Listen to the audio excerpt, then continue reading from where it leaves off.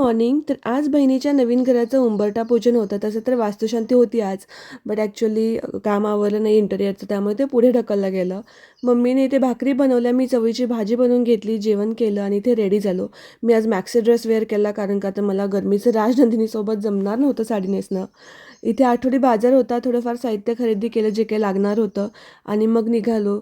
मस्त मस्त सॉंग्स लागले होते गाडीमध्ये आणि राजनंदिनी खूप एन्जॉय करत होती आणि मला पण हात उचलून नाचवत होती.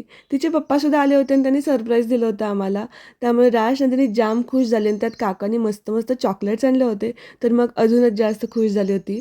आत्या, नयन हे सगळेजण आले होते आणि मग पूजेला सुरुवात केली. जसं जसं त्यांनी सांगितलं होतं त्याप्रमाणे पूजा वगैरे आवरून घेतली. बहीण आणि जिजू यांचं हे स्वप्न पूर्ण होत आहे ते पाहून खरंच खूप आनंद होतोय आणि याचा आपण एक छोटासा पार्ट बनतोय, त्याचाही खूप जास्त आनंद आहे मला.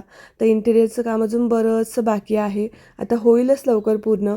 आणि त्यानंतर मग तिथून आम्ही आत्याच्या घरी गेलो, तिथे जेवण केलं आणि त्यानंतर बाहेरून बसले मी. खूप झोप आली होती मला आणि त्यात राजनंदिनी जसं तिचे पप्पा दिसले पळत पळत गेटकडे आली. तिथून घरी आलो आम्ही, थोडंसं फ्रेश वगैरे झाली आणि मस्त पडद्यामध्ये बसली होती.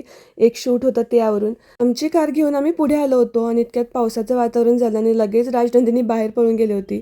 तर तिथेच तिच्यासोबत थोडा वेळ घालवला. त्यानंतर जिजू वगैरे त्यांची थोडीफार कामं होती ती आवरून आले. त्यानंतर भाजी आणि आमटी मी बनवून घेतली, बाकीचं दीदी आणि मम्मीने आवरलं, जेवण केलं आणि आज आम्ही मावशीच्या घरी जाणार होतो कारण का तिची ॲनिव्हर्सरी होती. आजच्या पुरतं इतकंच. व्हिडिओ कसा आवडला नक्की सांगा. चलो बाय.